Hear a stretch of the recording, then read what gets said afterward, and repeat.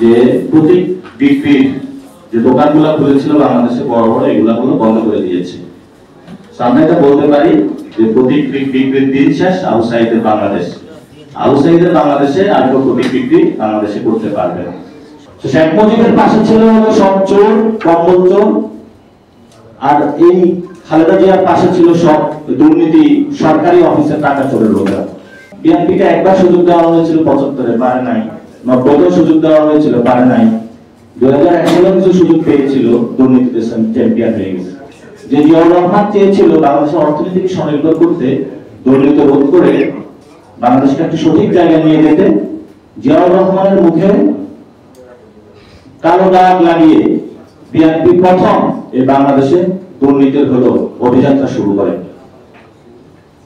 শেখ মুজিবের পাশে ছিল সব চোর, কম্বল চোর, আর এই খালেদা জিয়ার পাশে ছিল সব দুর্নীতি সরকারি অফিসের টাকা চোরের লোকেরা।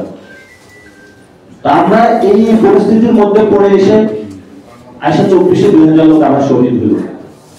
হওয়ার পরে আমরা সবাই একসাথে ঐক্যবদ্ধ হলাম, সংস্কার কমিশন গঠন হলো যে বাংলাদেশে আমরা সংস্কার কার্যক্রম করতে চাই। ওনারা বললো যে বাংলাদেশে সংস্কার করা যাবে না, এবং সংস্কার কার্যক্রমকে ঠেকিয়ে দেওয়ার জন্য ওনাদের সবচেয়ে যে বিষয় সংবিধান জানে, যিনি সবচেয়ে বেশি সংস্কার চান মনে প্রাণে, তাকে পাঠাইলে সংস্কার বিরোধী কার্যক্রম করার জন্য সংস্কার কমিশন। ইতিহাসের বাংলাদেশের মানুষের খুব দুঃখজনক ঘটনা যে মানুষ এই ধরনের পরিস্থিতির মধ্যে দিয়ে আবার পড়লো। এখন যখন সংস্কার বাস্তবায়নের পদ্ধতিতে আমরা মধ্যে সবাই ঐক্য জোটে আসা শুরু করলাম, তখন আবার ওনারা মাঠে মনোনয়ন ফর্ম বিক্রি করা শুরু করলো। জায়গায় জায়গায় হরতাল, জায়গায় জায়গায় হলো রোড ব্লকের, এই জনের বাড়ি ভাঙচুর করতেছে, ওই জনের বাড়ি ভাঙচুর করতেছে। এইসব সন্ত্রাসী কার্যক্রম, গডফাদারগিরি, এগুলো তো আমরা আগে বলে আসছি। এগুলো যদি বন্ধ না করতে পারি, বাংলাদেশে আসলে সুষ্ঠু গণতান্ত্রিক প্রক্রিয়ায় আমরা যেতে পারবো না।